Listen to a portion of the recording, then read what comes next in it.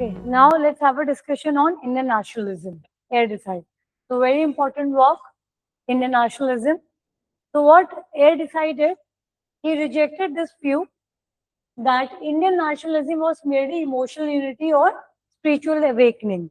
Before Air Desai, all the thinkers, scholars have argued that the national consciousness, which we like, in the nationalist movement, we have got developed, it's primarily because of national awakening movements led by the social reformers.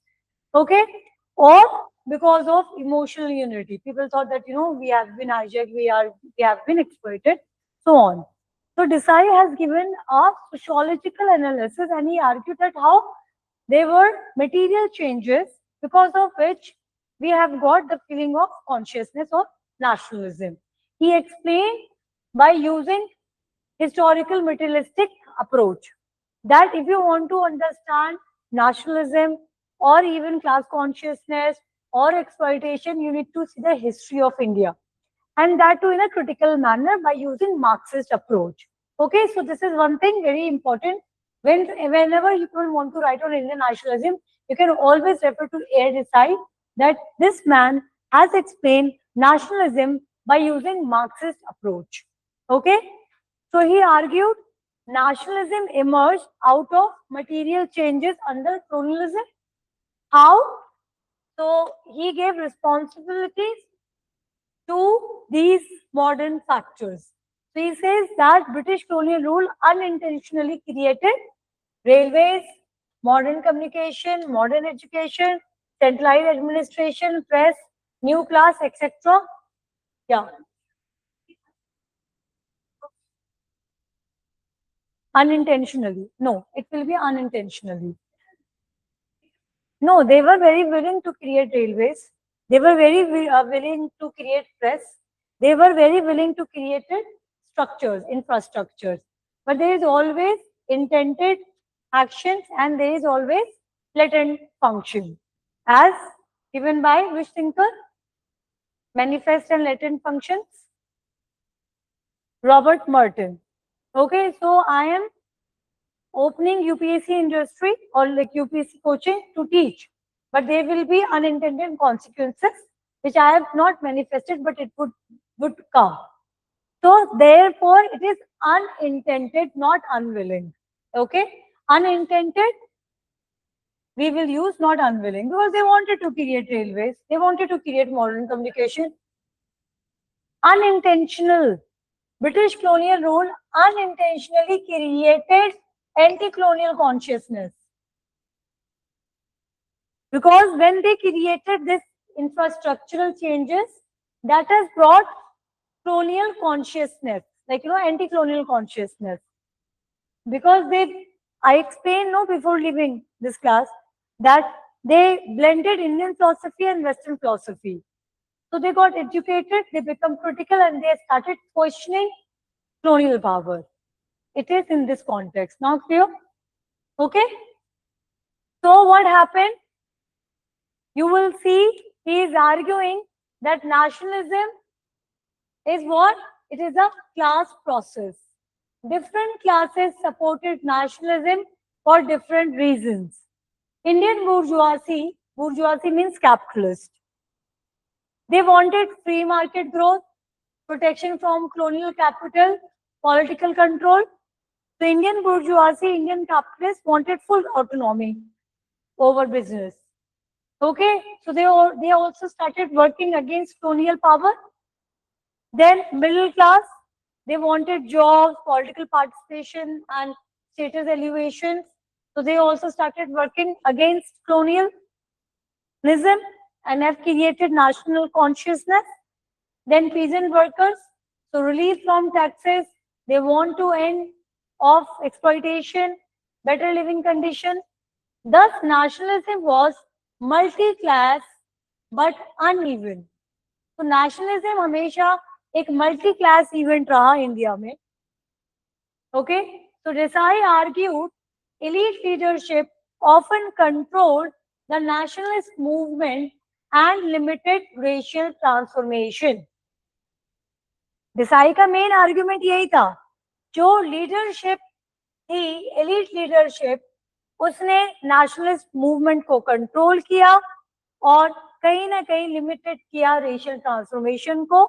तो Indian nationalism for Desai was not purely patriotic sentiment, it was historically conditioned response to colonial capitalism.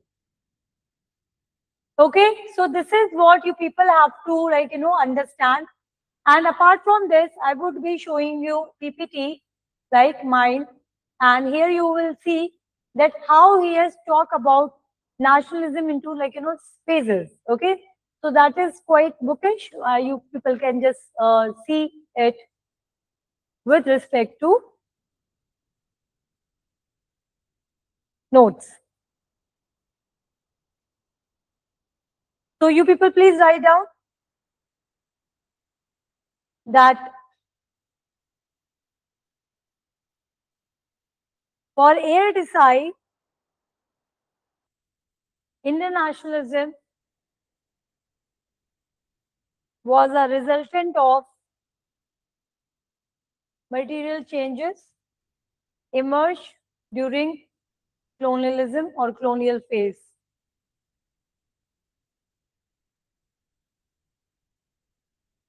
Was the result of Was a resultant of material changes emerged during colonial phase.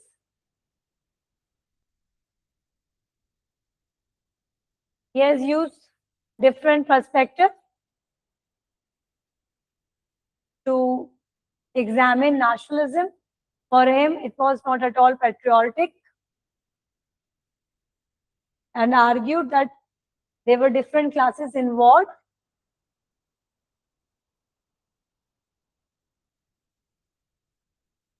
fighting against the exploitation created by colonial power.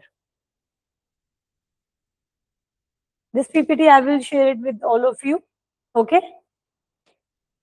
So Indian society through Marxist perspective, that all simple words which you people can read it out.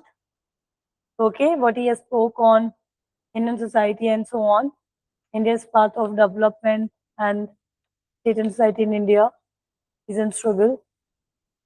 This is here. Okay. So Air Desai, an Indian social scientist, rooted his work in the context of Indian nationalism as a struggle of Indian society. His work, social background of Indian nationalism. Okay, you will mix it here. Social background of Indian nationalism here.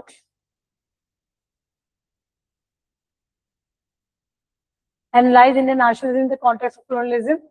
So Desai utilized historical materialism as a methodological approach. Okay.